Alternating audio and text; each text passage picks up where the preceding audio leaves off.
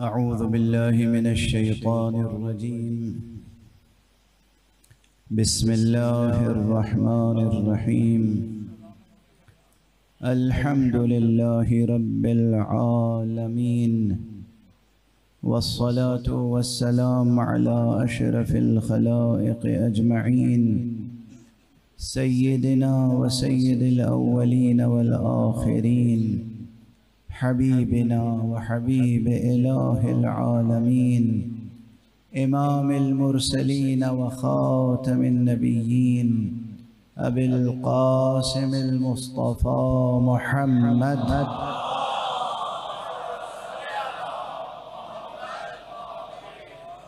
व अला अहले बैतिहि अत्तय्यबीन अत्ताहिरीन अलहुदातिल महदिय्यीन अलमासूमीन अलमज़लूमीन वल्लअनतु दाइमतु अला अअदाइल हक़्क़ि वद्दीन।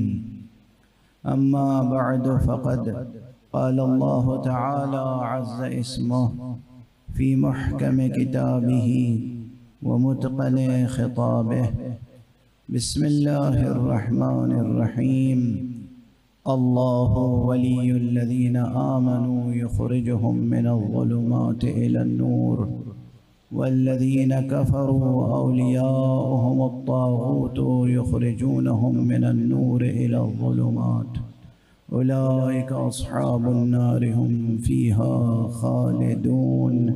सदक़ल्लाहुल अलियुल अज़ीम।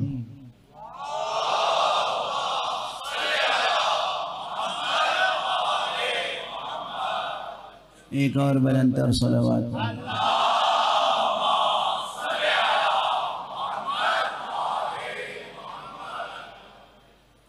कुरान हकीम के बहुत ही मशहूर व मारूफ मकाम से गुफ्तगू का आगाज़ कर रहा हूँ। ये आयत करीमा, ये आयत मुबारका सूरह मुबारक बक़रा की आयतुल कुर्सी के बाद जो दो आयतें और मुसलसल तिलावत की जाती हैं उनमें से दूसरी आयत है। यानी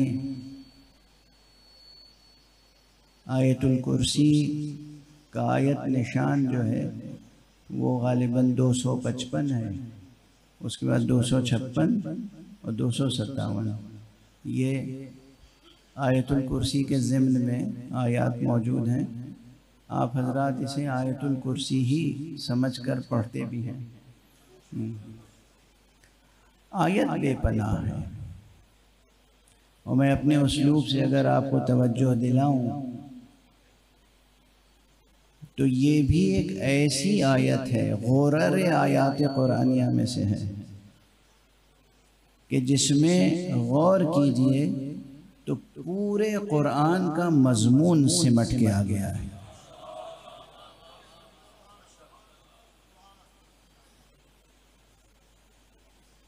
अरबाब फ़हम का मजमा है और अक्सर वो हजरात इसमें होंगे जो इस फ़कीर के जुमले जहन में महफूज रखते हैं।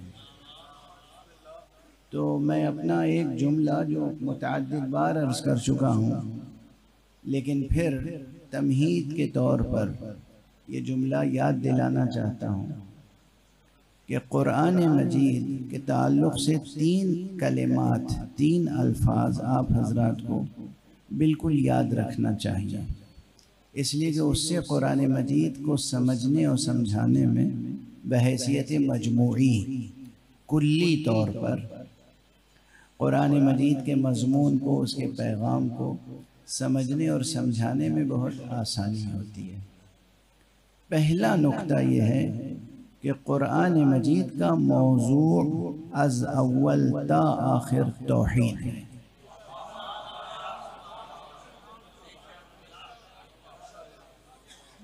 ये बात बग़ैर किसी शक व शुबहे के ज़हन आली में महफूज रहनी चाहिए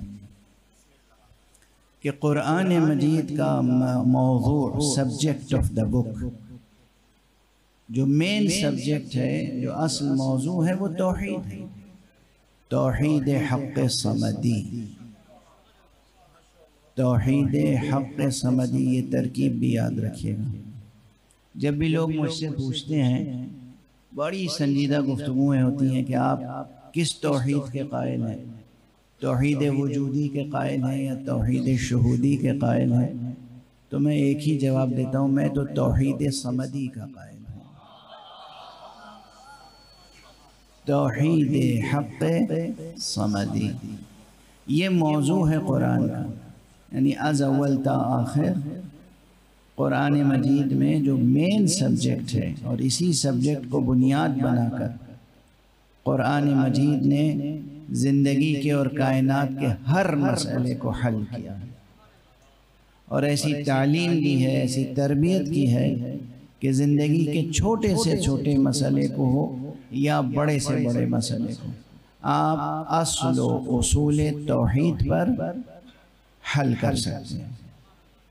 इसे जहन में हमेशा सामने रखिए, बिठाए रखिए जहन। दूसरा जो नुक्ता है वो ये है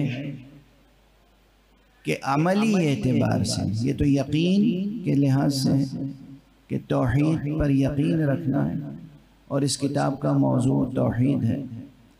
अमली एतबार से अगर सवाल किया जाए कि कुरान मजीद का अमली पैगाम क्या है, तवज्जो है आप, तो जाहिर है कि कुरान मजीद में तो सैकड़ों अहकाम है अमली जिन्हें करना है। अगर एक लफ्ज़ में बताना हो कि कुरान मजीद का अमली पैगाम क्या है, यानी नमाज भी एक अमल है, रोज़ा एक अमल है, ज़कात, हज, जिहाद, उम्रा, ज़ियारत, इबादत से लेके मुआमलात तक, तिजारत, ज़राअत, घर को बसाना, निकाह के अहकाम, तलाक़ के अहकाम, मीरास के अहकाम, हुदूद व दियात के अहकाम, ज़िंदगी के कितने अहकाम हैं। ये सब अहकाम हैं, ये सब करने हैं, ये सब कुरान मजीद के अमली पैगाम का हिस्सा है। लेकिन एक लफ्ज़ में अगर बताना हो कि कुरान मजीद का अमली पैगाम क्या है, तो वो लफ्ज़ है तक़वा।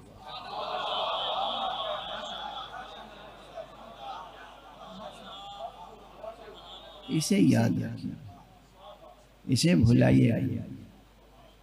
कुरान मजीद का मौजू क्या है? तौहीद। कुरान मजीद का अमली पैगाम क्या है? तक़वा। नमाज भी तक़वा में शामिल है, रोज़ा भी तक़वा में शामिल है, हज भी तक़वा में शामिल है। अगर इंसान तक़वा रखता है तो उसकी हर बात इबादत बन सकती है, उसकी मुस्कुराहट भी इबादत बन सकती है, उसका गैज़ व गज़ब का लहजा इख्तियार करना भी इबादत हो सकता है, अगर वो बखातिर खुदा हो। तो कुरान मजीद का अमली पैगाम है तक़वा, हर फर्द के लिए और पूरे मुआशरे के लिए। एक हुआ अमली पैगाम, एक हुआ मौजू, और तीसरा एक और कलिमा हमेशा याद रखिए कि जब भी पूछा जाए कि कुरान मजीद ने इंसानी मुआशरे की तंजीम का उसूल कौन सा पेश किया है। भाई इंसानी मुआशरा बग़ैर तंजीम के तो नहीं रह सकता। इंसानी मुआशरा, उसमें नज़्म व तरतीब का कायम करना ज़रूरी है। ये नज़्म व तरतीब किस उसूल पर कायम किया जाए? ये तंजीम हयात इंसानी, तंजीम मुआशरे इंसानी किस तरह मुमकिन है? कुरान मजीद ने जो नज़रिया और जो उसूल, जो असास, जो बुनियाद फराहम की है तंजीम मुआशरे इंसानी की, उसका नाम विलायत है।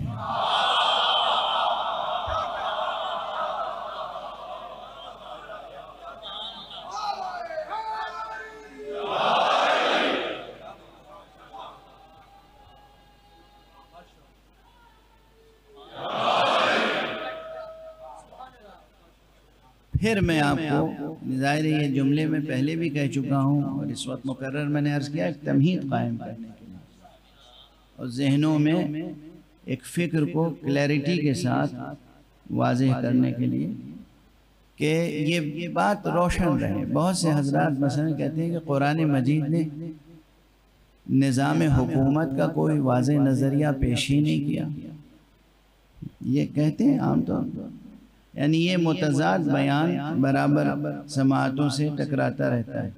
एक तरफ ये बयान कि कुरान मजीद ने ज़िंदगी के हर शोबे पर रोशनी डाली है,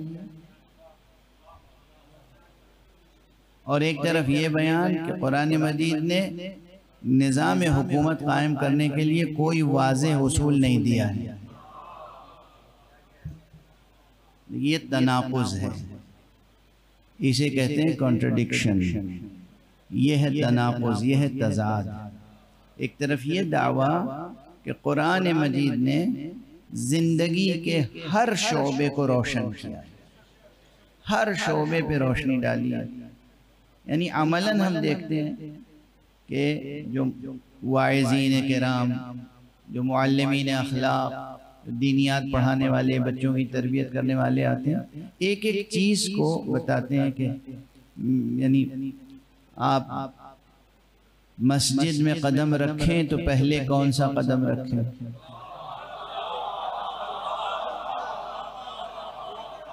जब मस्जिद जा रहे हैं तो मस्जिद में कदम रखें तो पहले दाहिना कदम रखें, और दुआ भी तालीम करते हैं कि उस वक्त ये दुआ पढ़िए।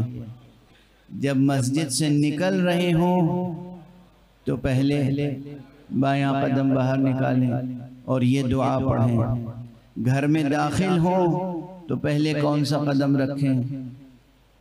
अपने घर में इस्तिहमाम के लिए हम्माम में, वॉशरूम में अगर आपको जाना हो अजल्लकुमुल्लाह, तो पहले बायां पाँव रखें।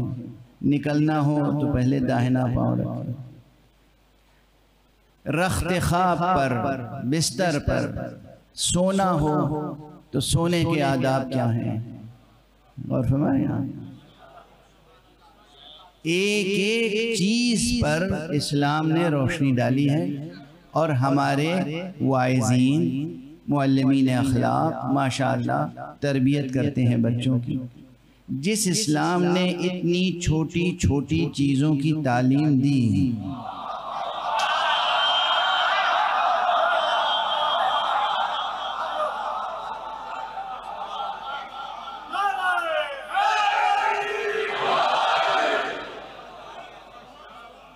उस इस्लाम ने ये तालीम नहीं दी कि हुकूमत कैसे कायम की जाए।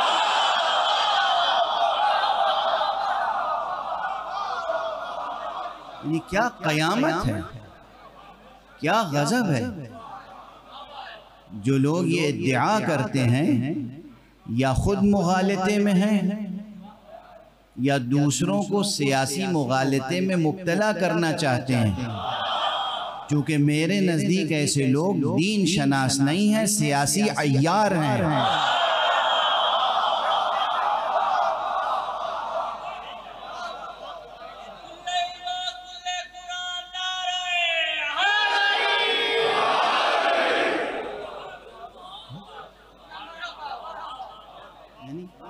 एक तरफ ये दावा कि इस्लाम ने इंसानी ज़िंदगी के हर शोबे को रोशन किया, और इसीलिए किताबों पे किताबें चली आ रही हैं, इस्लामी माशियात, इस्लामी इक़्तिसादियात, इस्लामी बहुत से इज़्म वजूद में आए तो उसको मुशर्रफ व इस्लाम करने के लिए लोगों ने इस्लामी सोशलिज़म और इस तरह की किताबें भी लिखी, इस्लामी लिबरलिज़म वगैरह वगैरह।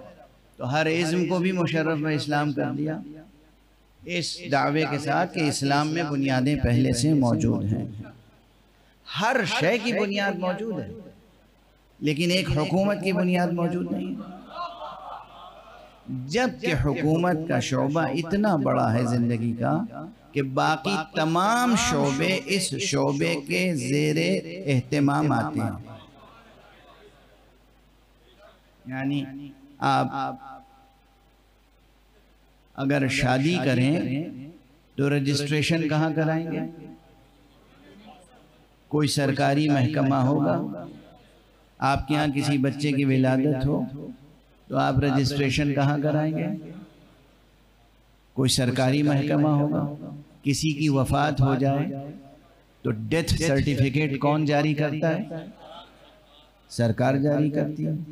आप अपने बच्चे को तालीम देना चाहते हैं, तालीम ऐसी मेयारी तालीम, स्टैंडर्ड तालीम जिसकी सनद जो है वो दुनिया में तस्लीम की जाती हो, वो सनद, वो सर्टिफिकेट कहाँ से मिलता है? वो सनद सरकार से मिलती है।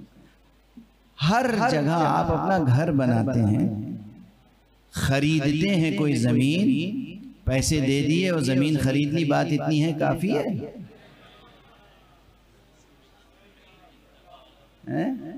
आप जाते हैं ना कहीं इंदिराज कराने के, मैंने पैसे दे दिए और अब ये ज़मीन आज से मेरी है, वो कौन सा शोबा है? सरकार। अब ये ज़मीन आपने खरीद ली, आपकी है, रजिस्ट्री हो गई पक्की, दाखिल खारिज सब हो गया है। उसके बाद आपको इस ज़मीन पे मकान बनाना है, खुद से बना सकते हैं? मकान बनाने की इजाज़त किससे लेनी है? सरकार से। अच्छा, आप अपने पसंद का मकान बनाना चाहते हैं, नक्शा बनाएंगे, नक्शा भी आपको पसंद आ गया हो लाख, मगर जब तक सरकार ओके न करे उस नक्शे को, यानी देखिए कि जिंदगी का हर मसला निज़ाम हुकूमत का मुहताज है। तो इतना बड़ा मसला जो जिंदगी के हर शोबे को मुतासिर कर सकता है, अगर उसी शोबे पर इस्लाम ने कोई वाज़ेह नजरिया नहीं दिया तो ये इस्लाम का इम्तियाज है या नक्स? इम्तियाज है इस्लाम का। इसलिए याद रखिए कि जो हजरात भी ये बयान देते हैं वो या तो इल्मी खियानत के मुर्तकिब होते हैं या महज अपनी जहालत का ऐलान करते हैं। नादानी, जहालत, नावाकिफियत, तीसरी कोई सूरत नहीं है। या वाक़ियन नावाकिफ है, कुरान नहीं पढ़ा, समझ में नहीं आया, और या अगर पढ़ा और फिर भी ये बात कहते हैं तो खियानत है, इल्मी खियानत। इसलिए अजीज़ा ने गिरामी, जहाँ तक मेरी आवाज़ पहुँच रही है और जो हजरात भी समाअत फरमा रहे हैं, वो ये तीन कलिमात याद रखें। कुरान हकीम का बुनियादी मौजू है तौहीद। कुरान हकीम ने जो अमली पैगाम दिया है, अगर एक लफ्ज़ में उसे बयान करें तो वो तक़वा है। और जब भी कोई पूछे कि कुरान मजीद ने इंसानी मुआशरे की तंजीम व तरतीब व हुकूमत के लिए कौन सा नज़रिया दिया है, विलायत।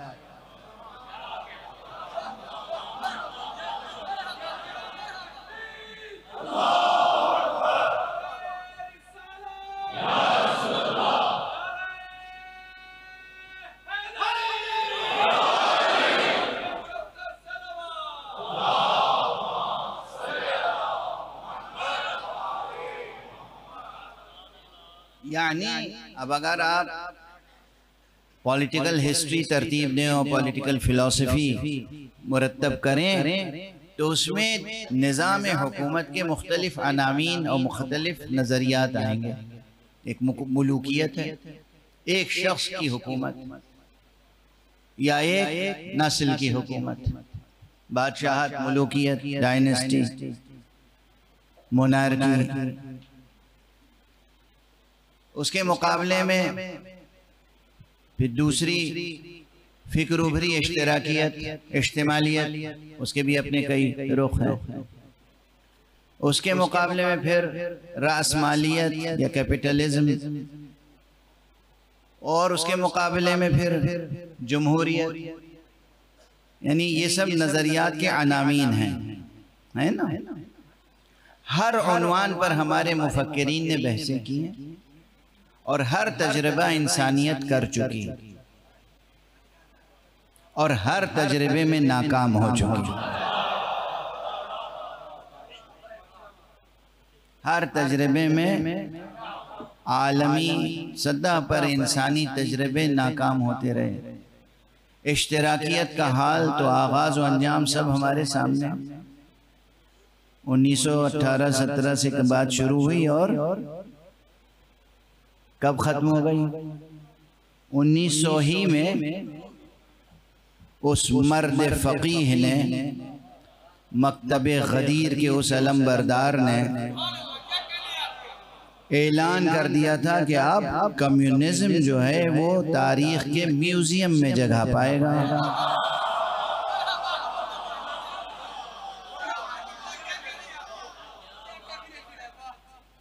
ये जुमला मशहूर है। किसका जुमला है ये?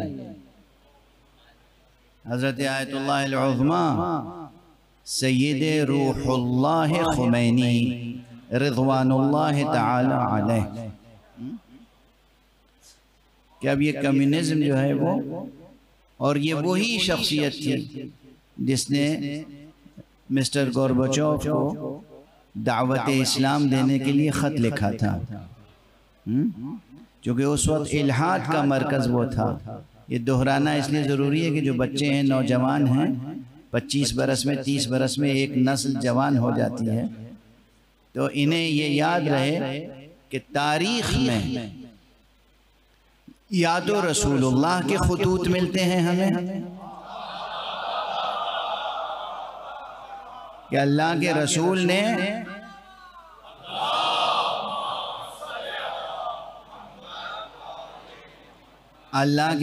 ने मुख्तलिफ मुल्कों के सरबराहों को ख़त लिखे थे कि मैं अल्लाह का रसूल हूँ और दावत देता हूँ कि अल्लाह का कलमा पढ़ लो, तौहीद का कलमा पढ़ लो, कलिमा ला इलाहा इल्लल्लाह पढ़ लो, इस्लाम कबूल करो, तुम भी अजर पाओगे और तुम्हारे इस्लाम कबूल करने से तुम्हारी उम्मत भी, तुम्हारी कौमियत भी इस्लाम कबूल करेगी, उनका भी अजर तुम्हें मिलेगा। ये खुलासा मज़मून है जो आपने किसरा को, कैसर रूम को और मुख्तलिफ उस वक्त की बड़ी सल्तनतों के सरबराहों को लिखा था। ये खुतूत मौजूद हैं, इंटरनेट पे मौजूद हैं, किताबों में मौजूद हैं, वसाइक़ इस्लामिया में मौजूद हैं, आप हज़रात पढ़ सकते हैं। रसूलुल्लाह सल्लल्लाहु अलैहि वसल्लम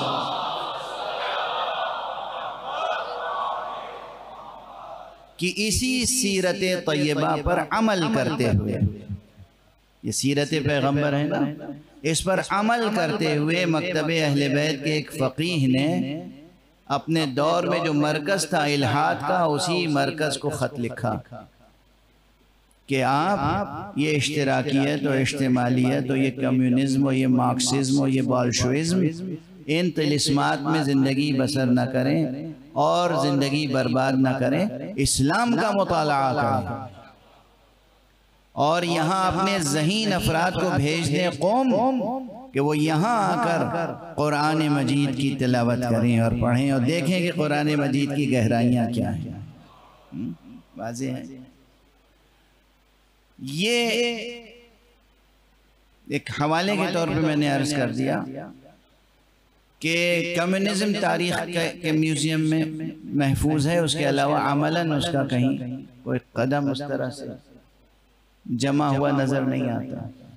रह गया है कैपिटलिज़्म, ये फैल रहा है, फ़िलहाल बज़ाहिर परवान चढ़ रहा है, लेकिन इंशाअल्लाह वो दिन दूर नहीं है कि जब इस कैपिटलिज़्म की बिसात भी लपेट दी जाएगी तो इश्तिराकियत हो, जमहूरियत हो, जमहूरियत पे मैं क्या तबसरा करूँ। आजकल तो सबसे महबूब नज़रिया जमहूरियत का समझा जाता है, लेकिन वो भी कैसा नाकाम हो चुका है, जगह जगह हर मुल्क में नाकाम हो रहा है। और इसके लिए शायर मशरिक़ अल्लामा इक़बाल के 2 मिसरे ही काफ़ी हैं। जमहूरियत एक तर्ज़ हुकूमत है कि जिसमें बंदों को गिना करते हैं, तौला नहीं करते।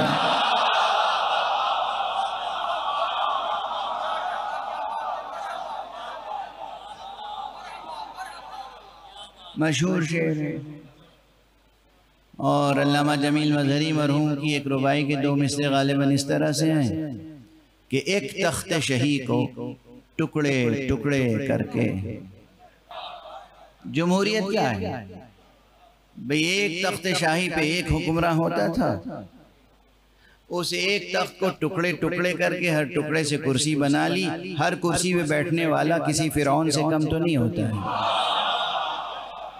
आम तौर पे जो सूरत हाल है, कहीं इक्का दुक्का खुश नसीब सआदतमंद अच्छे मुल्क और कौम की खिदमत करने वाले अच्छे भले बंदे होंगे, उनको सलाम, उनका एहतराम महफूज। लेकिन जो उमूमी सूरत हाल है दुनिया भर की है, वो यही है जो आप देख रहे हैं। अब जो मैं अर्ज करना चाहता हूं जुमला वो ये है कि हर तजर्बा इंसानी मुआशरे ने कर लिया और हर तजर्बे के, हर नजरिए के अच्छे और बुरे पहलू सामने आ चुके और अल्फाज भी ऐसे हैं कि अगर मुलूकियत कहिए तो तबीयत खुद ब खुद उसे रद्द कर देती है, जहन कबूल नहीं करता। इश्तिराकियत बहुत तामुल होता है जहन को, जमहूरियत उसमें भी तामुल है, सरमायादारी तागूतियत उसमें भी तामुल है। तबीयत और ज़हन बशरी किसी भी उन्वान को मोहब्बत के साथ कबूल करने के लिए आमादा नहीं नजर आती।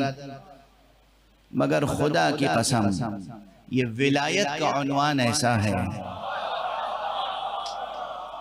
अगर इस उन्वान को तमाम आलम बशरियत के साथ उसकी सच्ची मानवियत के साथ पेश किया जाए तो ज़हन भी कबूल करेगा, कल्ब भी कबूल करेगा। और अभी वक्त बाकी है, अभी हक सुब्हानहू व तआला की तरफ से एक रस्सी ढील दी गई है, छूट दी जा रही है। इंसानों अपनी अपनी फिक्र को आजमा लो, इंसानों अपने अपने शौक को पूरा कर लो, तजर्बे कर लो। जब तमाम तजर्बे तुम्हारे पूरे हो जाएं और नाकामी तुम्हें नसीब हो, नाकाम हो जाओ, खुद रियलाइज कर लो कि नहीं हमारे तजर्बे तो कामयाब नहीं हुए, उस वक्त इलाही निज़ाम का आखिरी वली ज़ुहूर करेगा।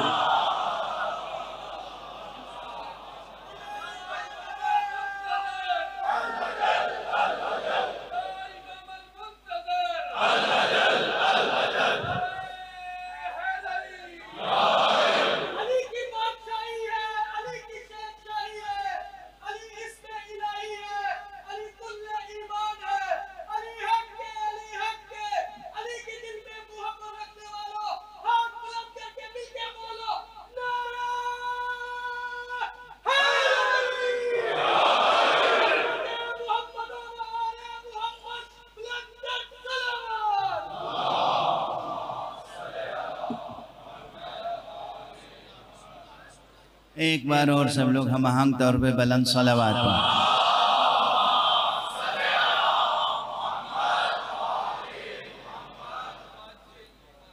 वाज़ेह है ना ये बातें, मैंने इंशाल्लाह याद रहेंगी और इंशाल्लाह इस पर आप फिक्री और अमली तौर पे काम करेंगे।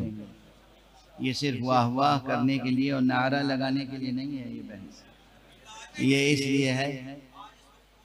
इसलिए है कि आप हजरात इस पर फिक्री सतह पर काम करें, अमली सतह पे काम करें। आलम बशरियत तमाम नज़रियात और तमाम तजर्बात कर रहा है और हर नज़रिए और तजर्बे में नाकाम हो रहा है। अब एक ही हकीकत रह गई है, वो निज़ाम जो कुरान ने पेश किया। और वो निज़ाम क्या है, उसका उन्वान क्या है? उन्वान ही विलायत है। अब इस विलायत सबको मुझसे लोग पूछेंगे कि कहाँ से ले आइए आप। मुझे यकीन है कि इस मजमे में तो बहुत कम लोग होंगे जो ये पूछेंगे कहाँ से ले आए, इसलिए कि इसमें वो हमें खुशगोहर अफराद नज़र आ रहे हैं, उस तीनते फाजिला के अफराद नज़र आ रहे हैं कि जिनके नगीने कल्ब पर नक्शे विलायत सब्त है।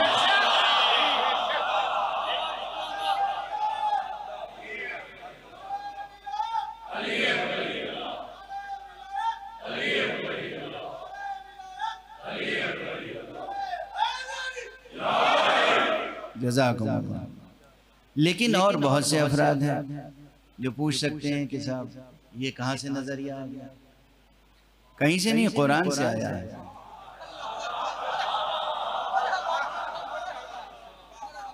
ये नजरिया आसमान से आया है, ये नजरिया कुरान से आया है।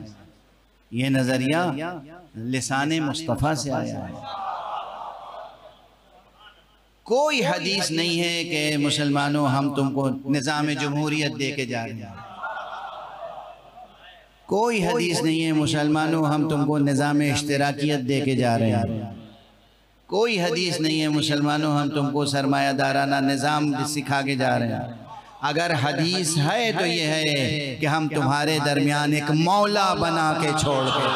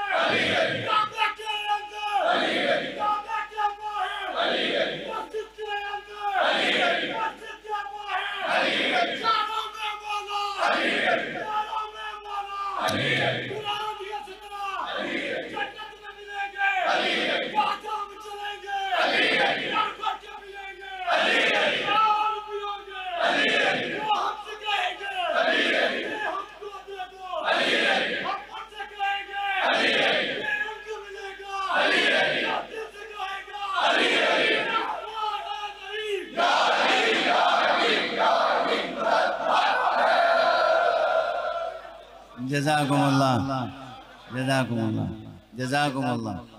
ये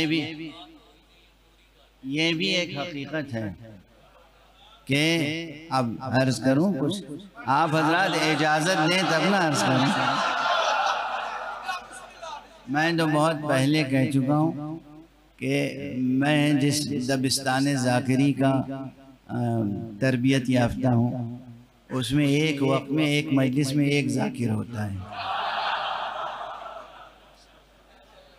मगर लाहौर में माशाअल्लाह या पंजाब में एक मजलिस में एक साथ कई ज़ाकिरीन ज़िक्र फरमाते हैं। तो वो तसलसुल बयान जो है उसमें कुछ खलल तो वाक़ होता है, तसलसुल बयान में खलल वाक़ होता है, बस इसके अलावा और कुछ नहीं। ना अक़ीदे में खलल आता है ना फ़िक्र में, इसलिए कि ये एक सच्चाई है और ये सच्चाई हमें जितनी दिलावेज़ लगती है दूसरे इसके हुस्न को समझ ही नहीं सकते, इसकी दिलावेज़ी को समझ ही नहीं सकते कि लफ्ज़ विलायत का ताल्लुक़ अव्वल व आखिर ज़ाते अली से है।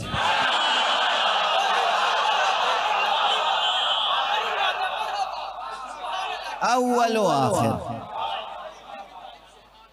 व आखिर ज़ाते अली इब्न अबी तालिब से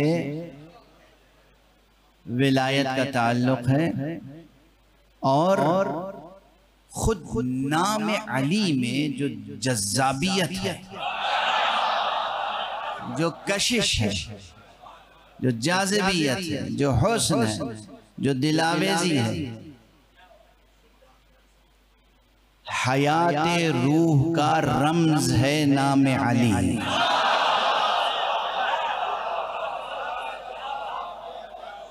और जो लोग ज़ाते गिरामी अमीरुल मोमिनीन अली इब्न अबी तालिब से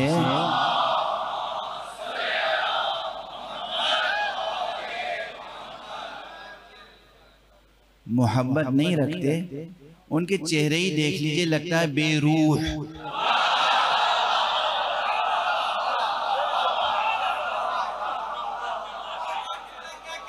बेरूह। मैं मजबूर हूँ ये कहने, कहा तो इससे भी ज़्यादा कुछ जा सकता है, मगर वो मेरा मिजाज नहीं है। तो आप हज़रात भी सब्र ज़ब्त करके बैठे। देखिए सब्र की तालीम दी गई है। क्यों तालीम दी गई है? सब्र जो है ये एक तर्ज हयात है जो अहले ईमान ही को ज़ेब देता है, ये किसी और का तर्ज हयात नहीं है। सब्र अहले ईमान का तर्ज हयात है।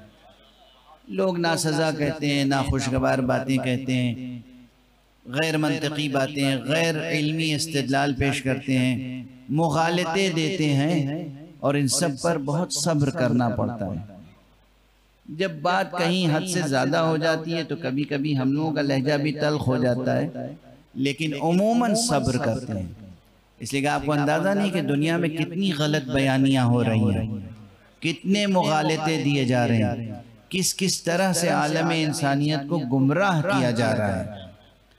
तो अल्लाह आप हजरात की ज़िंदगियों में खूब बरकतें नाजिल फरमाए कि जो उठते बैठते नारे अली लगाते हैं। देखिए, कोई अगर नारे या अली नहीं सुनना चाहता तो ये उसकी मजबूरी है।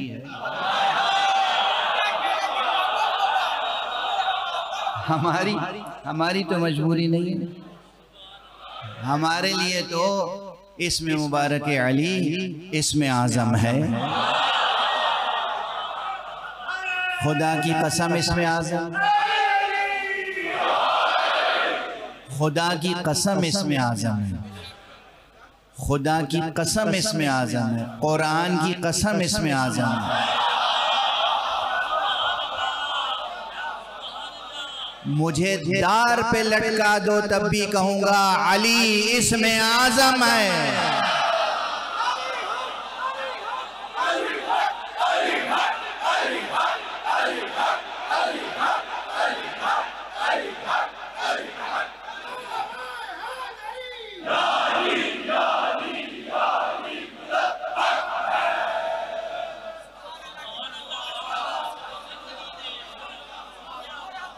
मैं तो आप लोगों के जज्बात को देख के इस डर से फजाइल नहीं पढ़ता कि वाकई नुसैरी ना हो जाए।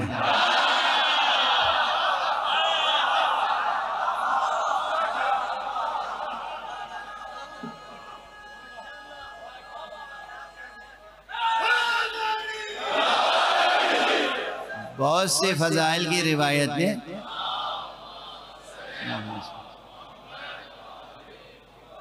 नुसैरियत वाक़अन बातिल है, नुसैरियत बातिल है, शिर्क है, लेकिन अली के फ़ज़ाइल, अमीरुल मोमिनीन के फ़ज़ाइल, वो मशहूर हदीस है, आप हजरात तो सुनते रहते हैं कि हज़रत पैगम्बर ने फरमाया, ऐ अली तुम्हारी मिसाल हमारी उम्मत में ईसा इब्न मरियम की सी है।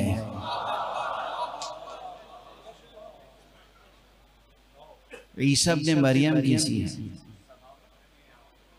यानी क्या? वहीं फरमा दिया कि एक गिरोह होगा जो तुम्हें खुदा कहेगा।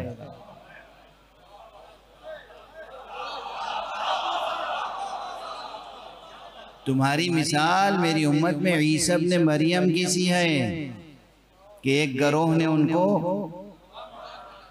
इतना गुलू किया कि खुदा करार दिया, और एक गिरोह ने उनके हक में इतनी तफरीत की कि गुस्ताखी के मुर्तकिब हुए। और मैं इसलिए तुम्हारे फ़ज़ाइल बयान नहीं करता कि तुम्हारे कदमों के नीचे से लोग इतनी खाक उठाएंगे कि चश्मे फूट पड़ेंगे।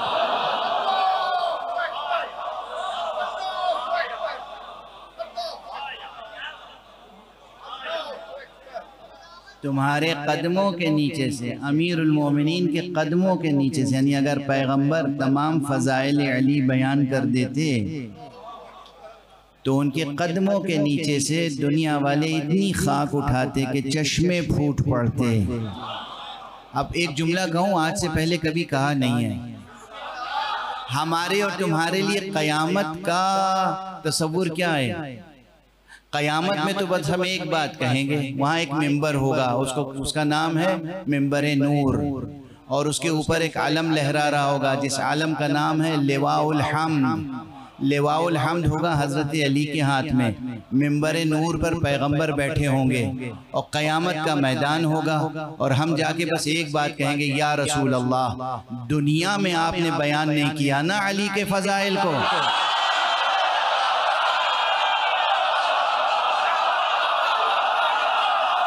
हम प्यासे हैं, अब खाक नहीं है कि उठाएं, ये मैदान हश्र है, बयान फरमाओ।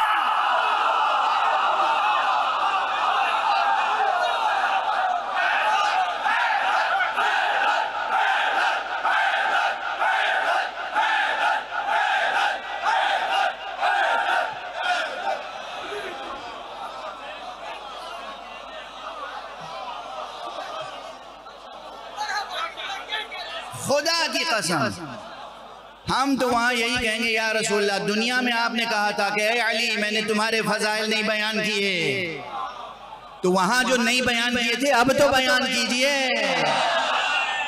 अहले दुनिया अपनी रूह सियाहियों और सियाहकारियों का हिसाब दे रहे होंगे, हम अली के फजाइल से।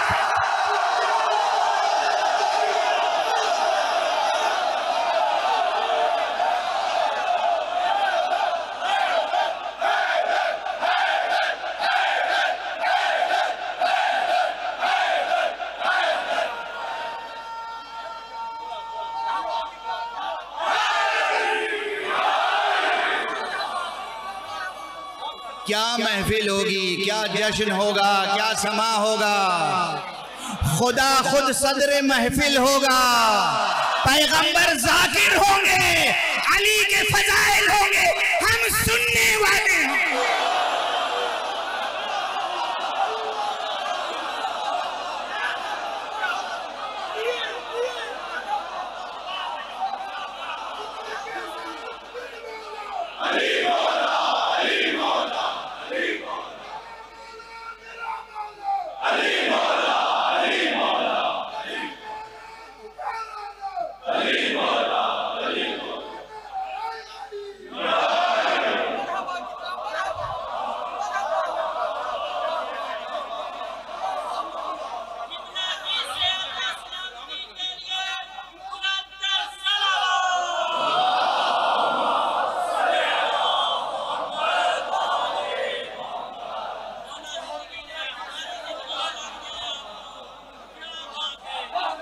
ये दुनिया अमीरुल मोमिनीन इमामुल मुत्तकीन माजूर है, माजूर।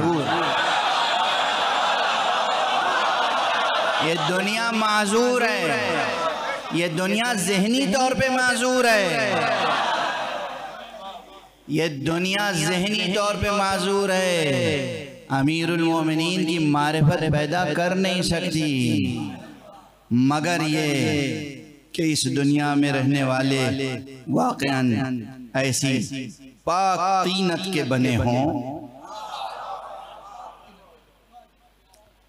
उस तीनत फाजिला से तख्लीक हुए हों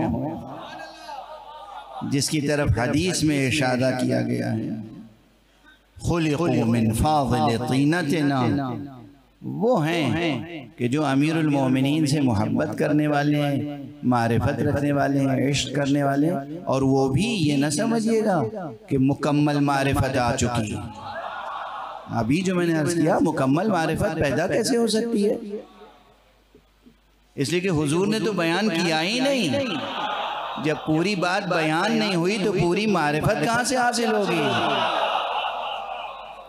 तो एक वो हैं जिनके पास बिल्कुल मारिफत नहीं है, एक हम हैं कि थोड़ी सी मारिफत है, और बेचारे उनको हम क्या कहें जो इस थोड़ी सी मारिफत को बर्दाश्त नहीं कर सकते।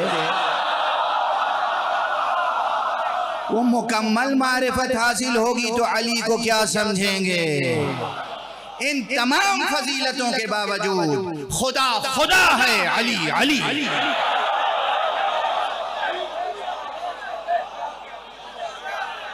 वो खालिक है, ये मखलूक, वो माबूद है, ये आब्द हैं।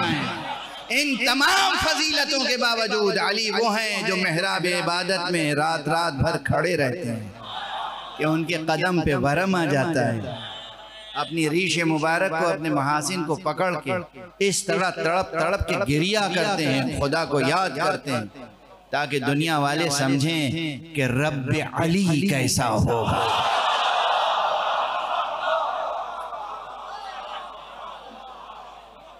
ये अली है तो रब अली कैसा होगा।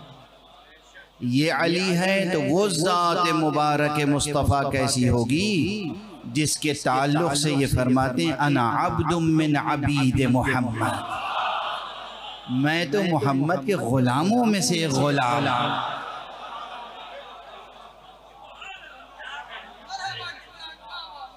वाज़ेह है।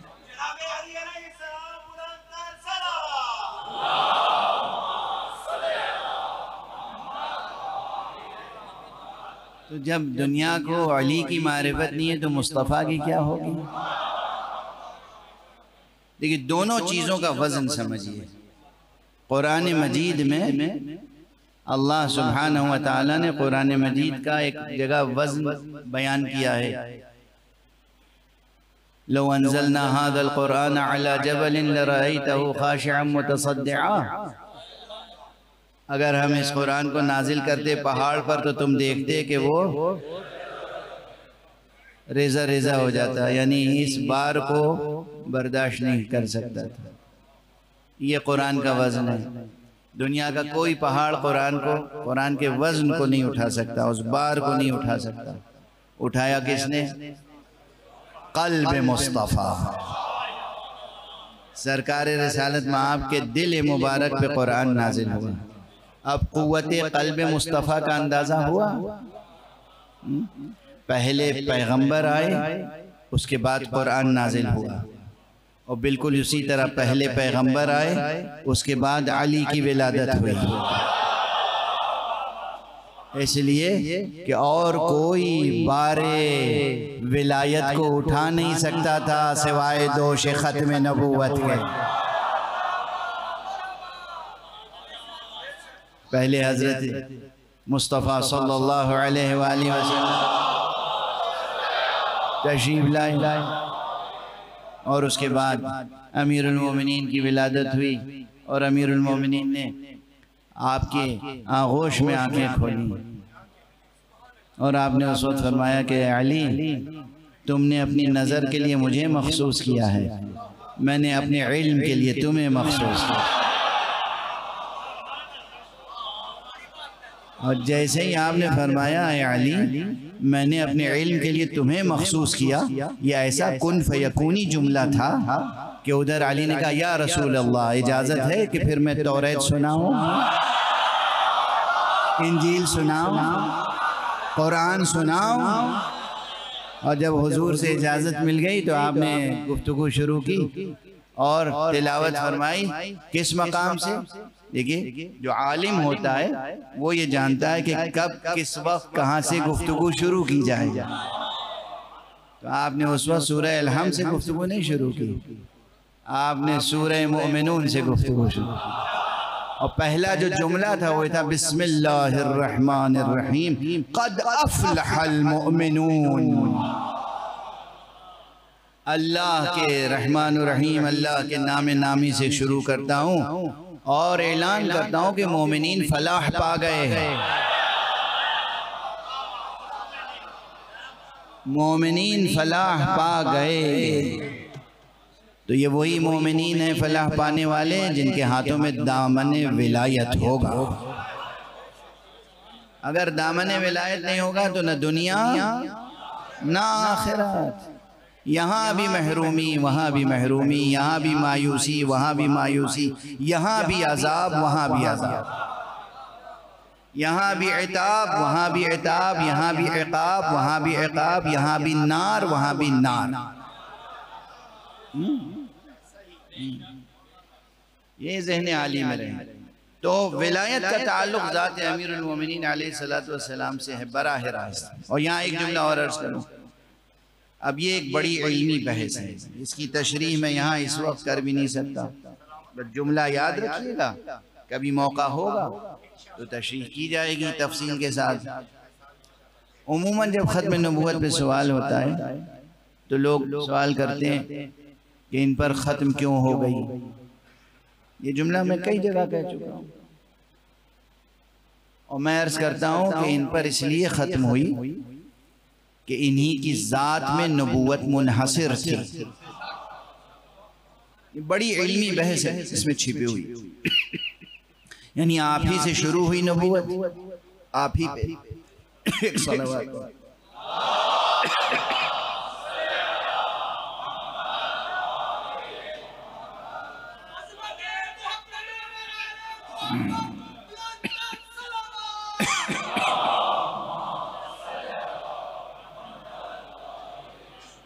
ये एक बहुत बड़ी थीसिस है, यानी इसकी तशरीह के लिए सैकड़ों सफ़े चाहिए कि एक ज़ात में नबूवत के इन्हिसार के मानी क्या है, मुराद क्या है, दलाइल क्या है, बराहीन क्या है। ठीक है, लेकिन ये जुमला याद रखें आप, अमानत रहे आपके पास एक इल्मी कि ज़ात मुस्तफ़ा, ज़ात मुहम्मद इब्न अब्दुल्लाह सल्लल्लाहु अलैहि वसल्लम में हकीकत नबूवत मुनहसिर है। इसीलिए आप ही की ज़ात से नबूवत शुरू हुई और आप ही की ज़ात से नबूवत आप ही की ज़ात पे ख़त्म हुई। तकरीबन यही कैफियत ज़ात अमीरुल मोमिनीन अलैहिस्सलाम की विलायत के ताल्लुक़ से है। वो विलायत इलाहिया, अल्लाह की विलायत जो इस दुनिया में ज़ाहिर होनी है, उस विलायत इलाहिया की मज़हरियत तामा मुनहसिर है ज़ात अली में। इसीलिए जिस तरह पैगंबर ने फरमाया था कुन्तु नबिय्यन व आदम बैनल माए व तीन, मैं तो उस वक्त भी नबी था जब आदम आबो गिल के दरमियान थे, उसी तरह आका ने फरमाया कुन्तु वलिय्यन व आदम बैनल माए व तीन, मैं उस वक्त भी वली था जब आदम आबो गिल के दरमियान थे।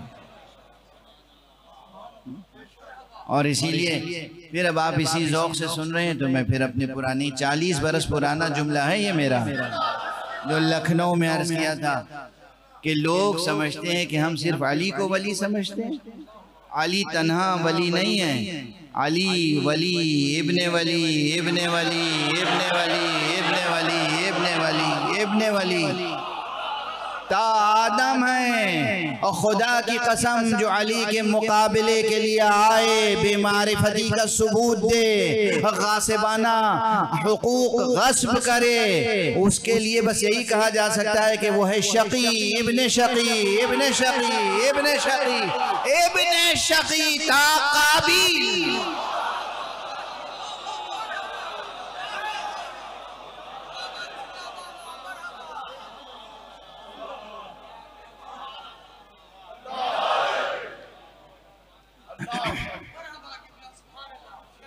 वक्त गुजरता जा रहा है तेजी से, और जो मैं पढ़ना चाहता हूँ पढ़ नहीं पा रहा हूँ, आप लोग पढ़ने नहीं दे रहे हैं, मैं क्या करूँ। एक सलावत पढ़ दीजिए मोहम्मद वालों।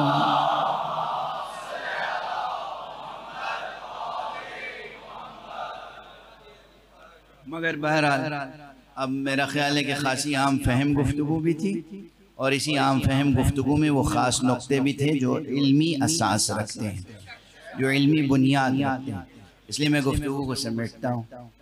जब पूछा जाए कि ये जो आप कह रहे हैं कि कुरान मजीद ने माशरे इंसानी की तंजीम के लिए जो नज़रिया और निज़ाम पेश किया है वो विलायत है, इसकी दलील क्या है? दलील कुल्ल कुरान मिन जुमला उन तमाम आयात के जो विलायत के ऊपर रोशनी डालती हैं। एक ही आयत थी जिसकी मैंने आज तिलावत की, अल्लाहु वलियुल्लज़ीना आमनू युखरिजुहुम मिनज़्ज़ुलुमाति इलन-नूर। अल्लाह है वली ईमान लाने वालों का। यह आयत बहुत फिक्र-अंगेज़ है, बहुत फिक्र-अंगेज़ है, और इसका तर्जमा करने के लिए जाहिर है कि जो वाक़ईन अहले फ़िक्र हैं, अहले तहक़ीक़ हैं, मैदान तौहीद में अहले तहक़ीक़ हैं, वो ये तर्जमा तो कर ही नहीं सकते कि अल्लाह दोस्त है ईमान लाने वालों का।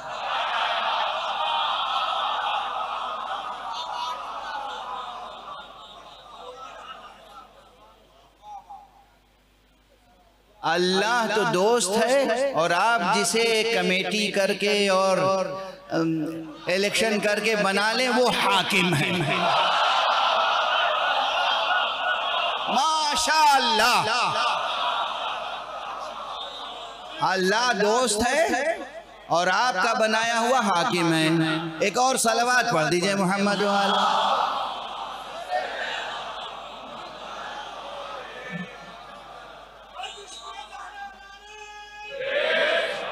तो ये याद रखिए, हम तर्जमा यही करते हैं कि अल्लाह हाकिम है, अल्लाह हाकिम है, अल्लाह आका है, अल्लाह सरपरस्त है, अल्लाह मालिक है हमारे नुफूस का, हमारे वजूद का, वो खालिक है। अल्लाहु वलियुल्लज़ीना आमनू युखरिजुहुम मिनज़्ज़ुलुमाति इलन-नूर।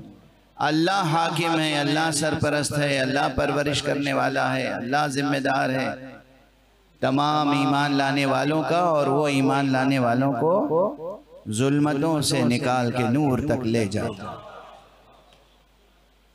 जुल्मतों, ये बहुत बड़ा मौजू है। इस पर इस मरतबा इस सफ़र में मैंने कराची में 4 या 5 तकरीरों में मुसलसल ये मजमून पेश किया है कि जुल्मतों से नूर तक का सफ़र कैसे तय होता है। मैं जवानों से बतौर ख़ास कहूँगा कि बजाय इसके कि मैं आपके सामने दोहराऊँ, आप मेरी उन तकरीरों को समाअत फरमा लीजिए कि किस तरीक़े से सफ़र तय होता है कि जुल्मतों से निकल के हमें नूर तक जाना है। शरई सतह पर, शरीयत की सतह पर, तरीक़त की सतह पर, हकीकत की सतह पर, हर सतह पर किस तरह से ये सफ़र तय होता है कि जुल्मतों से निकल के नूर की तरफ जाना है। और यही मंसूबा इलाही है। अल्लाह ये चाहता है कि जुल्मतों से निकल के हम नूर की तरफ जाएं। और याद रखिए कि हर जगह कुरान मजीद में जुल्मतों का तज़किरा जमा के सेगों में है, नूर का वाहिद के साथ।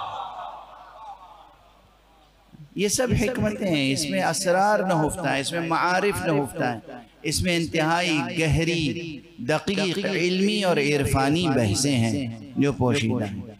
जुल्मतों का तज़किरा जमा के सेगों में, नूर का वाहिद के सेगों में। हम सबको हर तरह की जुल्मतों को शिकस्त देकर नूर की तरफ जाना है, और ये सफ़र उनके लिए बहुत आसान हो जाता है जो ये सफ़र इश्क़ अली के साथ तय करते हैं। बहुत आसान हो जाता है। खुदा आपको सबको तौफीक अता फरमाए कि हकीकत में सरकार विलायत की मारिफत हासिल करें और सरकार मारिफत के इश्क़ के चराग को फरूज़ा रखें और उसी की रोशनी में सफ़र ज़िंदगी तय करें, उसी की रोशनी में ज़िंदगी का मुकम्मल सफ़र तय हो। जब उस रोशनी में सफ़र तय करेंगे तो ये जुमला मैं अर्ज़ करता चलूँ ताकि बात मुकम्मल जाए, मुकम्मल पैगाम। वो विलायत कि जो इस्मत के साथ जुड़ी हुई है, मासूम विलायत, कोई शक नहीं है कि वो मुनहसिर है ज़ात मुबारक खुदा में और ज़ात मुबारक मुस्तफ़ा में और ज़ात मुबारक अली में और उसके बाद अइम्मा अतार में, जो 12 मासूमीन हैं, 14 मासूमीन 12 इमाम, इनकी ज़ात में मुनहसिर है। वो विलायत जो इस्मत वाली विलायत है, ठीक है ना, मुगालते पैदा ना करें। लेकिन जब कोई निज़ाम होता है ना, तो उस निज़ाम में हमेशा मरातिब होते हैं। फिर अक्सर चीज़ें जो इस आलम में हैं उसको मंतिक़ की ख़ास इस्तिलाह में और हिकमत की फ़लसफ़े की ख़ास इस्तिलाह में कहते हैं मक़ूले तशकीकी। मक़ूले तशकीकी ये एक टर्मिनोलॉजी है लॉजिक की, पढ़िएगा, सीखिएगा, समझिएगा, जो अहले इल्म है वो जानते हैं। मक़ूले तशकीकी के मानी है कि हकीकत एक होती है मगर उसमें मरातिब होती हैं। मकतबी ही मिसाल है, किताबों में भी ये मिसाल दी जाती है, मैं मिंबर पे भी दे दूँ। जैसे ये चराग जल रहे हैं, नूर है, लाइट है, ये भी तो नूर है, अलबत्ता ये है नूर मादी। नूर गैर मादी की बात अलग है, उसकी शान अलग है। ये नूर मादी है। इस नूर मादी में मरातिब हैं या नहीं? होते हैं। एक ऐसा बल्ब होता है जिसमें बहुत कम रोशनी होती है, एक उससे ज़्यादा रोशनी होती है, कहीं उससे ज़्यादा रोशनी होती है, कहीं उससे ज़्यादा रोशनी होती है। जहन पहुंच गया ना उस हकीकत। हर बल्ब में होती है रोशनी, मगर उसमें मरातिब में, ये जो मर्तबे का फर्क है, शिद्दत व ज़ाफ़, कहीं कमजोर रोशनी है, कहीं कवी रोशनी, कहीं कमजोर है, ज़ईफ है, कहीं शदीद है। इसी से मरातिब बनते चले जाते हैं, और मरातिब ला इंतहा हैं तकरीबन। ये जो मरातिब हैं, ये जिस तरह रोशनी में मरातिब हैं, इसी तरह इल्म में मरातिब हैं, इसी तरह अदालत में मरातिब हैं, इसी तरह शुजाअत में मरातिब हैं, इसी तरह तमाम औसाफ में मरातिब हैं, इसी तरह तमाम मानी में मरातिब हैं, इसी तरह विलायत में मरातिब हैं। लाहौर में गुफ्तगू हो रही है ना, यहाँ मुसलमानों का एक बड़ा तबका कई औलिया अल्लाह के मज़ारात की ज़ियारत करने जाता है। उन्हें वली कहता है या नहीं? किस माना में कहता है? मासूम है, लेकिन वली कहते हैं या नहीं? वली कहते हैं, हकीकतन वली कहते हैं, मगर क्या उस माना में कहते हैं जिस माना में मौला अली को वली कहते हैं? नाऊज़ु बिल्लाह। तो यहाँ आपकी समझ में आ गया कि ये भी वली हैं, अली भी वली हैं, लेकिन अली मासूम है, ये गैर मासूम है। तो जब हम विलायत फ़क़ीह की बात करते हैं तो बात समझ में क्यों नहीं आती?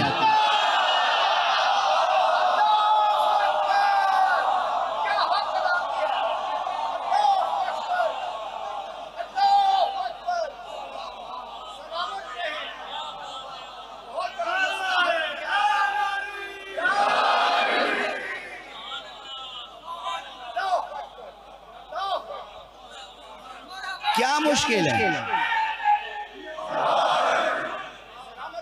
क्या मुश्किल? मुश्किल कहाँ है? अगर वफादारी निज़ाम विलायत ग़दीर से है तो उस निज़ाम के कमज़ोर से कमज़ोर अफसर को भी एहतराम की नज़र से देखना होगा। और अगर कहीं और रिश्ता कहीं और से है, किसी और के कहे पर आप साजिशें कर रहे हैं और ऐलानात कर रहे हैं और दुश्मनी विलायत फ़क़ीह से एक कायम कर ली है, जिसका कोई जवाज़ नहीं है। दुनिया का हर मसला समझ लेते हैं, लेकिन जो नहीं समझना चाहते नहीं समझना चाहते। एक निज़ाम है, हम सब वफादारान अली इब्न अबी तालिब हैं। आप देखिए, न जाने कितनी तकरीरें हैं। हज़रत आयतुल्लाह अल-उज़्मा ख़ामेनेई साहब की तकरीर ख़त्म की और उसके बाद दुआ खुद करते हैं, अल्लाहुम्मा कुन लिवलिय्यिकल हुज्जत इब्नुल हसन सलवातुका अलैहि व अला आबाए। सुनी है उनकी ज़बान से ये दुआ या नहीं? सुनी है या नहीं? जो खुद खड़ा होकर आका के ज़ुहूर के इंतज़ार की दुआ पढ़ रहा है, आका की जानिसारी का अहद कर रहा है। आप उस वफादारो परचम बरदारो अलमदार निज़ामे विलायत की दुश्मनी किस लिए?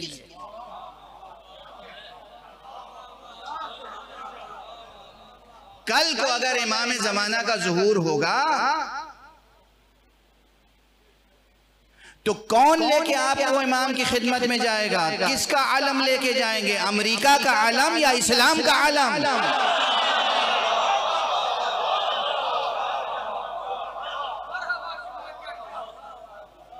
किसका आलम लेके जाएंगे इमाम ज़माना की नुसरत के लिए? हजरत अब्बास का आलम लेके जाएंगे बेशक, इस्लाम का आलम लेके जाएंगे बेशक, या दूसरों का आलम लेके जाएंगे? किसकी वफादारी में ये सब बातें हो रही? किसकी वफादारी? अली अली हैं। मुज्तहिदीन को तस्लीम नहीं करते, फुक़हा को तस्लीम नहीं करते, गुस्ताखियां करते हैं। ये सिर्फ एक चीज की, या तो जहालत है, नावाकिफियत है, नादानी है, बेमारिफती है, और या अगर नादानी नहीं है, बेमारिफती नहीं है। बेमारिफती का इलाज है मारिफत हासिल कीजिए, बेमारिफती मिट जाएगी। मैं अक्सर ये जुमला जवानान अजीज, मेरे बच्चों अजीजों जवानों, मैं तुमसे कह रहा हूँ, बुजुर्गों से क्या कहूँगा, जहालत मिटाने से मिट जाती है, छुपाने से छुपती नहीं है।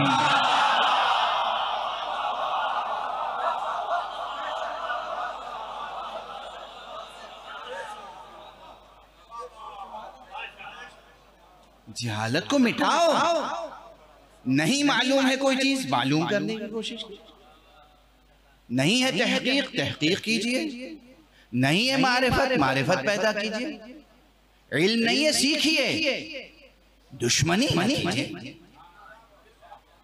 दुश्मनी न कीजिए, गुस्ताखी न कीजिए, जहालत न कीजिए, अपनी जबान खराब न कीजिए। आपकी जबान से लगता है कि अहले बैत की तहजीब से तो आप आशना ही नहीं है। अहले बैत जो जबान पसंद करते हैं उसमें तहजीब है, अदब है, बाहमी एक दूसरे का एहतराम है, हर मोमिन का एहतराम है।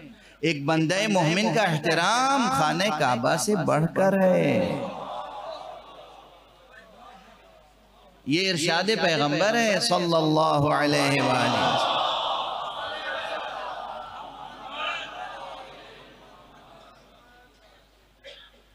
आप हजरात को इल्म नहीं है कि मैं किस फिशार में हूँ। मेरी फ्लाइट इसी वक्त रात में है और अब इतना वक्त भी दरमियान में नहीं रह गया है कि मुझे यहाँ से एयरपोर्ट तक का वक्त तय करना सहूलत से मुयस्सर हो जाए। तो आप हजरात को मैं बहरहाल अपनी दुआओं में हमेशा याद रखता हूँ। तमाम मोमिनीन कुराए अर्ज़ पर जितने मोमिनीन हैं, जितने मवालियान अहले बैत हैं, जितने मवालियान अली इब्न अबी तालिब हैं, जितने आज़ादारान और सोगवारान अहले बैत हैं, फर्दन फर्दन, मर्द औरत बच्चे बच्चे के लिए दुआ करता हूँ हर नमाज में। मजलिस जब ख़त्म होती है तो बहुत से हज़रात चाहते हैं मुसाफा कर लें, मुआनका कर लें, उनके सर पे हाथ रख दिया जाए, हाथ रख के दुआ की जाए। आज इतनी फुर्सत नहीं होगी, लेकिन मैं पहले ही से यकीन दिला रहा हूँ, आप मुसाफा करें या ना करें, आप सलाम बराह रास्त कर सकें ना कर सकें, मुझसे आप रूशनास हो ना हो, इस फकीर पे याद रखिए, भरोसा रखिए, इस मेंबर से कह रहा हूँ, 5 वक्त की नमाजों में रोजाना बगैर तमाम पूरे कुराए अर्ज़ पर, पूरे और कुराए अर्ज़ पर जितने शियायान अहले बैत, मवालियान अमीरुल मोमिनीन, अज़ादारान इमाम हुसैन, सोगवारान अहले बैत, जितने हैं मर्द औरत बच्चे बच्चे की तरफ से फर्दन फर्दन, जब तक मैं दुआ नहीं कर लेता मुसल्ले से नहीं उठता। ये मेरी सीरत है। तो आप हजरात के लिए हमेशा दुआएं हैं। और ये जो बातें कहता हूँ, जो लोग खुद मुझे दुश्मन करते हैं उनके लिए भी दुआ देता हूँ। परवरदिगार ये जानते नहीं हैं, परवरदिगार ये मुझे जानते नहीं हैं, परवरदिगार ये विलायत फ़क़ी की हकीकत से वाकिफ़ नहीं है, परवरदिगार ये उलमा की हकीकत से वाकिफ़ नहीं है। परवरदिगार इनको मारिफत अता फरमा, परवरदिगार इनकी आँखों को कुशादा कर दे, नूर भर दे इनकी आँखों में। मैं दुआएं करता हूँ, वो जो भी सलूक करें मेरे साथ और जिस तरह से भी लानतें करने वाले लानत करते हैं, मुझे इल्म है इसका, और मैं उनके लिए दुआएं करता हूँ। मैं उनके लिए इसलिए दुआएं करता हूँ, परवरदिगार शरह सद्र फरमा, परवरदिगार इनके जहन को कुशादा कर, शरह सद्र फरमा, हकीकतों का इन्हें इल्म हो जाए, ये अली को भी पहचाने, गुलामाने अली को भी पहचाने।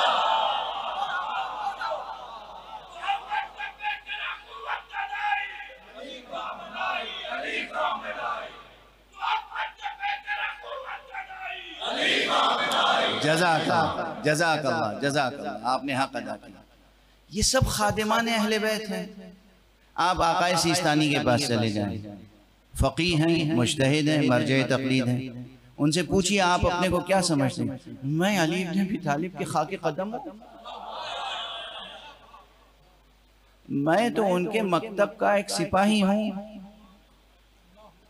वो अपने को उस मकतब का सिपाही समझते हैं, आप उनकी शान में गुस्ताखियां करते हैं। ऐसा न कीजिए, गुनाह होगा, अल्लाह नाराज होगा। खामनेई साहब और बुजुर्गों के इख्तिलाफ राय में भी आप न जाइए। आपकी वो मंजिलत नहीं है कि इख्तिलाफ राय को समझ सकें, वो मंजिलत नहीं है। वो भी खिदमत गुजारे मकतब अहले बैत, ये भी खिदमत गुजारे मकतब अहले बैत। आयतुल्लाह अल-उज़्मा वहीद खुरासानी उश्शाक़ अहले बैत में से मुज्तहिद फ़क़ीह, जो लोग एक साथ तमाम मुज्तहिदीन को बुरा कहते हैं, वो देखें इस बुजुर्गवार आलिम की शान इज्तिहाद क्या है। वो खुद अपने को मुज्तहिद ही कहते हैं, मुज्तहिद है, मगर अहले बैत के लिए कितनी खिदमतें हैं उनकी, आज़ादारी के लिए कितनी खिदमतें हैं उनकी।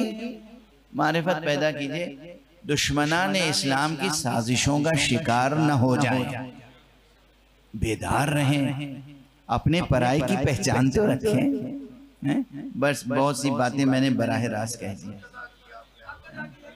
याद रखिएगा। आप फिर कह रहा हूं, जी भर के लानत करें मुझे, मैं दिल भर के दुआ देता हूं आपको, मगर खुदा की कसम खा के कह रहा हूं, इस मिंबर पे कह रहा हूं, सामने ताबूत सजा हुआ है, सब के लिए दुआ करता हूं और उनके लिए भी दुआ करता हूं। परवरदिगार इन्हें शरह सद्र अता फरमा। नहीं मारिफत रखते, नहीं इल्म रखते, वाकिफियत नहीं रखते, नादान है, परवरदिगार इनकी मारिफत में इजाफा फरमा। उलमा अगर आपके सामने नमूने अमल न होंगे तो फिर कौन होंगे? जुहला। वही पुराना, अब एक जुमला कह के ये गुफ्तगू यहीं पे रोक रहा हूँ, खत्म कर रहा हूँ। कराची में कई बरस पहले की बात है, एक बच्चा मिला, नौजवान, और उसने कहा कि मैं तकलीद नहीं करता हूँ। मैं जानता हूँ कि वो बेचारा उर्दू भी नहीं पढ़ता होगा, मुताला क्या होगा उसका। मैंने कहा बेटा आप क्यों नहीं तकलीद करते? किसी ने कहा है ना आपसे कि तकलीद नहीं करनी चाहिए? कहा जी हाँ। हमने कहा किसी ने कहा तकलीद नहीं करनी चाहिए, आपने तकलीद छोड़ दी? कहा जी। मैंने कहा इसी का नाम तो तकलीद है।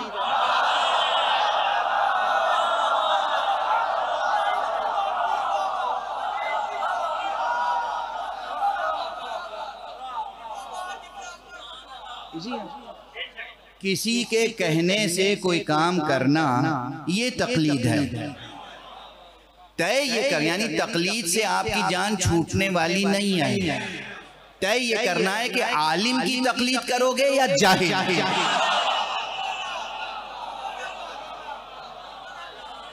तय ये करना है कि आदिल और मुत्तकी की तकलीद करोगे या किसी फासिक की, ये तय करो। बातें बहुत वाज़ेह हैं, अगर कोई समझना चाहे तो बातें बहुत वाज़ेह हैं। हकीकत विलायत ज़ात खुदा में मुनहसिर है।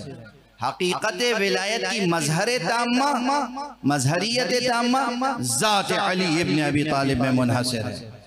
और वो विलायत वो है जो इस्मत के साथ मक़रून है, इस्मत के साथ मशरूत है। लेकिन उसके बाद जो पूरा निज़ाम विलायत है, मसलन अब बात बिल्कुल अधूरी न रह जाए, एक मिसाल और दे दूं। विलायत के मानी होते हैं शरई इस्तिलाह में गार्डियनशिप, गार्डियन होना।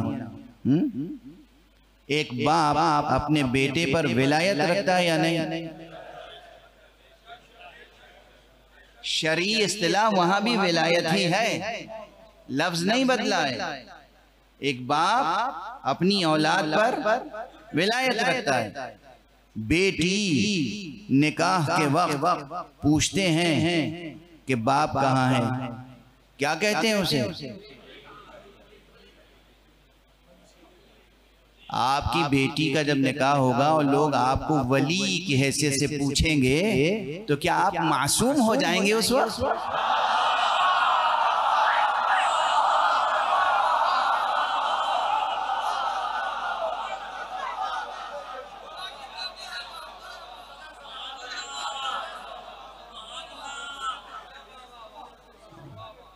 वली का टाइटल तो मिला ना आपको ना, रिलेटिवली एक मखसूस दायरे में शरीयत ने आपको वली बनाया है। उसी शरीयत ने आपको वली बनाया। आप अपनी बेटी, अपने बेटे पर वली हैं। निकाह पढ़ाने वाले मौलाना साहब आपकी बेटी का अक्द नहीं पढ़ेंगे जब तक वली से पूछ न लें। और बहुत से घरों में तो ये मसला होता है, बच्चियां पढ़ लिख के साहिब राय हो जाती हैं, कहती हैं हम अपने पसंद से शादी करेंगे, बाप राजी नहीं होते और फिर बहस होती है। ऐसे मौलाना की तलाश होती है कि भाई ऐसा मौलाना ढूंढ के लाइए जो वली की इजाजत के बगैर भी क्या निकाह हो सकता है या नहीं। अब क्या करूं, अब इस हद तक गुफ्तगू आ गई, अमली मसाइल। तो अब ढूंढते हैं, लड़की ढूंढती है कि कोई ऐसा मौलाना मिल जाए कि जो इजाज़त दे दे कि हाँ वली की इजाज़त शर्त नहीं है, निकाह सही होगा, लेकिन मिलता नहीं है। बाप जो है वो उस वक्त शेर हो जाता है कि साहब वली मैं हूँ, मेरी इजाज़त के बगैर मेरी बेटी किसी से शादी कैसे कर सकती है?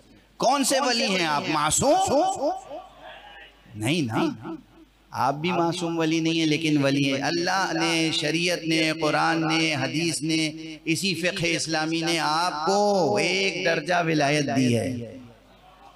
अब इसको ऐसे ही समझिए कि जैसे सोते वक्त शब ख्वाब के तौर पर एक 0 वाट का जो है वो बल्ब जला देते हैं जिसमें थोड़ी सी रोशनी होती है।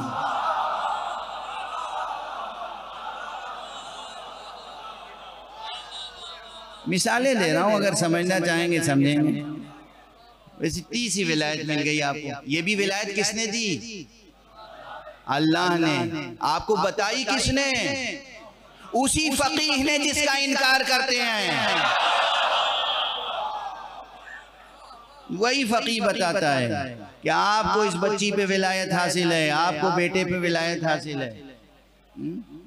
इसी तरह कितनी मिसालें हैं जो दी जा सकती हैं। अगर कोई समझना चाहे समझ ले, ना समझना चाहे तो फिर भी मेरी दुआएं उसके साथ। इसलिए कि हम फकीर लोग हैं, हम दुआ देना जानते हैं, बद्दुआ कभी नहीं देते। जब तक कोई हमें बुरा कहता रहे हम उसे बद्दुआ नहीं कहते, लेकिन अगर जरा सा भी लहजा अहले बैत की शान में बदला तो वो हमारी बद्दुआ का मुस्तहिक हो जाता है। अहले बैत की शान में हम कोई गुस्ताखी नहीं कबूल करते। बस गुफ्तगू तमाम हो गई, गुफ्तगू तमाम हो गई। सलावत पढ़ दे मोहम्मद।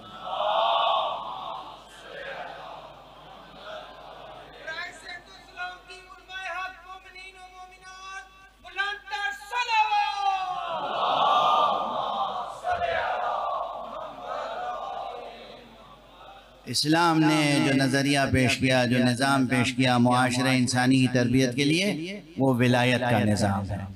इसमें कुछ वो औलिया हैं जो मासूम हैं, विलायत गदीर में जिनका ऐलान हुआ। और जब मासूम पर्दे गैब में हो तो निज़ाम तो चलाना है ना, निज़ाम तो बाकी रहेगा। ये थोड़ी कि इमाम पर्दे गैब में है तो हम नसारा की हुकूमत कबूल करें, हम यहूद की कबूल करें, हम मुशरिकों की हुकूमत कबूल करें। गैरत नहीं आती? अली का कलेमा पढ़ के आप मुशरिकों के या गैरों के दस्तूर को कबूल करने के लिए तैयार हैं, इस्लाम के दस्तूर को कबूल करने के लिए तैयार नहीं। हया नहीं आती, गैरत नहीं आती। मगर मौलाए गदीर को रोज़े महशर क्या जवाब देंगे?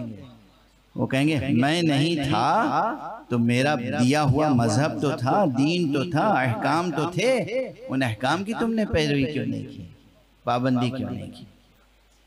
इस पूरी दुनिया में इंसान कहीं भी रहे, किसी भी मुल्क में रहे, अगर निज़ाम विलायत में रहना चाहता है तो उसको ये मश्क करनी होगी कि अपने नफ्स पर अल्लाह के हुक्म की रोशनी में खुद हुकूमत करना सीखे।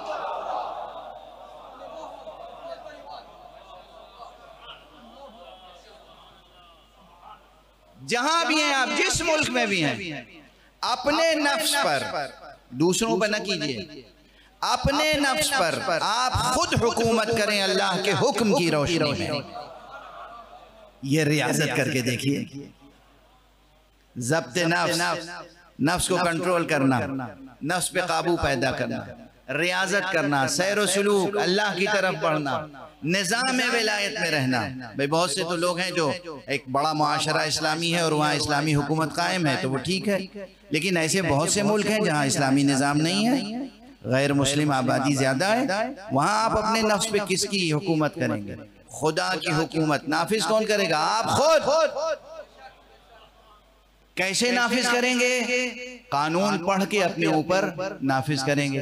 ये कानून कहीं लिखा होगा ना, जिस माहिर कानून ने कानून लिखा है उसका नाम होगा फकीह, उसको पढ़ के अमल करने का नाम होगा तकलीद।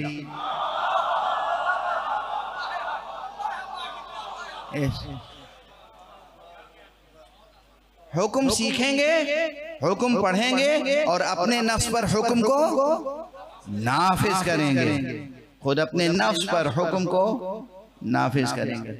ये मशक अगर आपने कर ली, हवाए नफ्स को गालिब ना आने दीजिए, ख्वाहिशात नफ्स को गालिब ना आने दीजिए, लज्जात दुनिया को गालिब ना आने दीजिए, साजिशों का शिकार ना हो जाइए, साजिशियों के महकूम ना हो जाइए। आप अपने नफ्स पर खुद हुकूमत करना सीखिए हुक्म खुदा की रोशनी में। एक बुलंदतर सलावत पढ़ दीजिए मोहम्मद।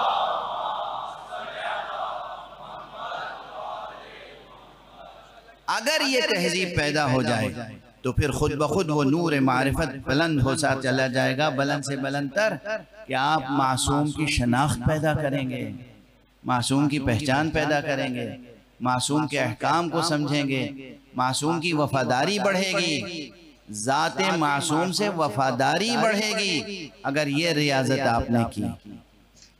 आका सैयद शुहदा अबू अब्दुल्लाह अल हुसैन, आपकी तमाम कुर्बानियाँ, तमाम अइम्मा की कुर्बानियाँ इसीलिए थी ताकि इंसानों की तरबियत हो कि वो हुक्म खुदा की पाबंदी करें, हुक्म खुदा की पाबंदी। आका इमाम ज़ैनुल आबिदीन सैयदुस साजिदीन, उनकी तमाम रियाजत इसलिए थी ताकि इंसान हुक्म खुदा की पाबंदी सीखे कि कैसे कैसे हालात में इताअत खुदा की जाती है। मुमकिन नहीं है कि नमाज पढ़ें मगर नमाज पढ़ रहे हैं।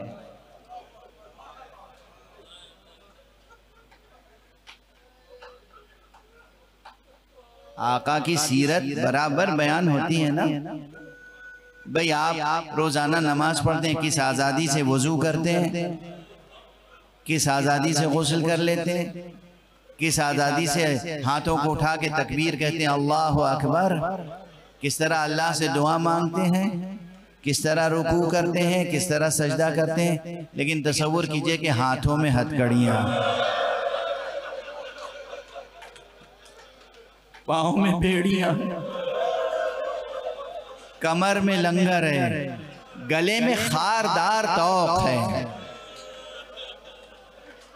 कि झुकते हैं या चलते हैं तो वो कांटे गुलूए मुबारक में पैवस्त होते हैं और लहू रिश्ता रहता है। उसके बावजूद जब मैं सर से अमामा उतार लूं तो बस आप शबीह निकाल लीजिएगा। अब मैं मजबूरन सर पे अमामा रखे हुए हूँ, ये एक अलामत है कि जब सर से अमामा उतारूं तो आप सब बैक आवाज या हुसैन कहते हुए ताबूत का इस्तेकबाल कीजिएगा। मालूम हो कि नाश की शबीह आ रही है, मालूम होना चाहिए कि नाश की शबीह आ रही है। फरियाद करना सीखिए, नौहा करना सीखिए। हर एक को फिक्र होती है कि ताबूत पकड़ के ताबूत की ज़ियारत करके अपनी हाजत तलब करें। ये खुद गर्जी छोड़िए, आप मातम कीजिए, शेवन कीजिए, फरियाद बुलंद कीजिए। आपके दिल की हालत और आपकी हाजत वो जानते हैं, वो आपको बेतलब अता करेंगे, अल्लाह की बारगाह में आपकी शफाअत करेंगे। आप तो फरियाद भी करना सीखिए ना, किस तरह शबीह का इस्तेकबाल करते हैं। आप शबीह का इस्तेकबाल करेंगे, लेकिन चंद जुमले अर्ज कर लेने दीजिए। आका के हाथों में हथकड़ियां हैं, पाँव में बेड़ियां हैं, गले में खारदार तौक है, लहू रिस रहा है, आपके कदमों से लहू रिस रहा है। ये जो जंजीरें पहनाई गई थी और ये जो बेड़ियां और हथकड़ियां पहनाई गई थी, ये ऐसी संगीन, भारी, वजनी और खारदार थी कि जब हथकड़ियां बेड़ियां काटने के बाद आपको आज़ाद कर दिया गया तो दिमश्क से करबला आए, करबला से मदीने गए, लेकिन जब मदीने पहुंचे तब भी पांव की पिंडलियों से रूखून बह रहा था।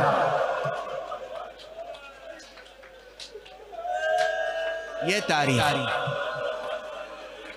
जब पहुंचे उस वक्त भी कदम मुबारक लहू लुहान था और खून रिस रहा था। ऐसे गहरे जख्म थे, लेकिन इन जख्मों के बावजूद कैसे मुसलसल नमाजें पढ़ी हैं, कैसे मुसलसल सजदे किए हैं, कैसे मुसलसल रुकू अदा किया है, कैसे कुनूत में दुआ तलब की है और क़यामत तक आने वाले मुसलमानों के लिए, उम्मत के लिए दुआएं की हैं।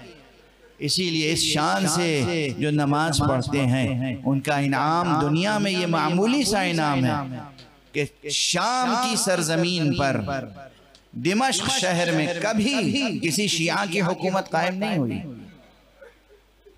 हुकूमत उन्हीं की कायम रही जो आसार अहले बैत के दुश्मन थे, मगर उस मकाम का निशान नहीं मिटा सके जहां सैयद सज्जाद नमाजें पढ़ते थे। उस जगह का निशान अब भी बाकी है, महफूज है, जहां सैयद सज्जाद नमाजें पढ़ते थे। जहां ये कदम रख लें, इनके नक्श कदम को कोई मिटा नहीं सकता है। मिट गए इनके मिटाने वाले, उनकी कब्रों का निशान बताने वाले मौजूद नहीं हैं, मगर इनके निशानात जिंदा हैं, बाकी हैं। किन रियाजतों से सैयद सज्जाद गुजरे हैं और किस सब्र के साथ तालीम का सिलसिला जारी रखा है। शाम में दाखिल हो रहे हैं, एक शामी तहजीब का परवरदा बेमारिफत अहले बैत की मारिफत नहीं रखता और सरकारी प्रोपेगेंडे से मुतासिर है, करीब आता है और कहता है कि खुदा का शुक्र है जिसने तुम्हें जलील किया, जिसने तुम्हारे बड़ों को कत्ल किया, जिसने तुम्हें असीर किया। ये एक एक जुमला वो है जो दिल जिगर चाक कर देने के लिए काफी। तौहीन हो रही है, तजलील है, तहकीर है, सब्र कर रहे हैं, खामोशी से सुन रहे हैं। और उसके बाद कहा, ऐ शेख तूने कुरान पढ़ा है? और शेख ने पलट के कहा, हाँ मैंने कुरान पढ़ा है, मगर तुम्हारा कुरान से क्या ताल्लुक?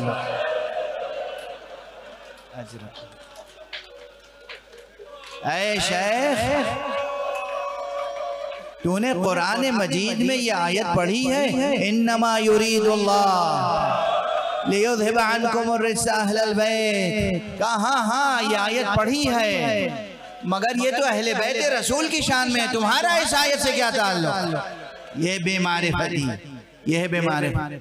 आए शेख तूने ये आयत भी पढ़ी है, कुल ला असअलुकुम अलैहि अजरन इल्लल मवद्दत फिल कुर्बा? कहाँ ये आयत पढ़ी है, मगर तुम्हारा इस आयत से क्या ताल्लुक है? क्या तुमने आयत भी पढ़ी है, वातिज़िल कुर्बा हक़्क़ह? कहाँ ये भी आयत पढ़ी है, मगर आखिर ये तो बताओ तुम कौन हो? इन आयतों की तिलावत क्यों कर रहे हो? इन आयतों से तुम्हारा क्या रिश्ता है? बस अपनी पूरी मदानत इस्मत के साथ, शान मज़लूमियत के साथ एक मर्तबा आपने फरमाया, वो अहले बैत हम ही तो हैं।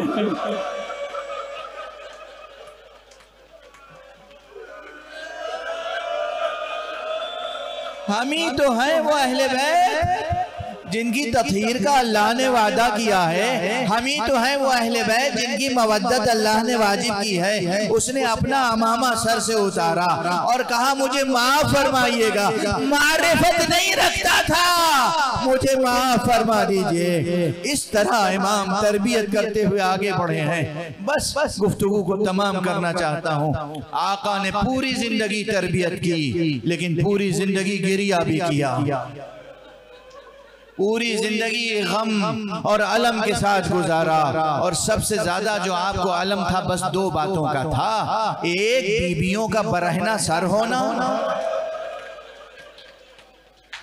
और दूसरा आप शबीह ताबूत उठाएंगे पूरे जज्बे से।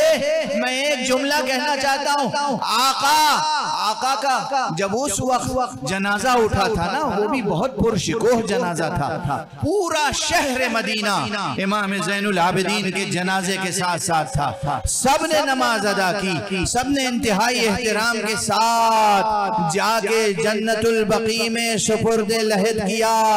आगे आगे इमाम बाकिर जैसा बेटा था, हजरत ज़ैद शहीद थे, बेटे थे, पोते थे, नवासे थे, अजीज थे, बनी हाशिम थे, असहाब थे, अंसार थे, मुहाजिरीन थे, अंसार की औलादें, मुहाजिरीन की औलादें, सब इमाम ज़ैनुल आबिदीन का ताबूत उठाए हुए थे। आज आप ताबूत उठा के जब ये जज्बा पेश करेंगे कि आका अगर हम होते, हम भी आपका ताबूत उठाते, तो वो बेशक कहेंगे, हाँ हाँ तुम मेरा ताबूत उठाते, मगर इससे भी मेरे दिल का जख्म मुंदमिल नहीं होगा। मेरा बाबा बेगौरो कफन करबला की सरजमीं।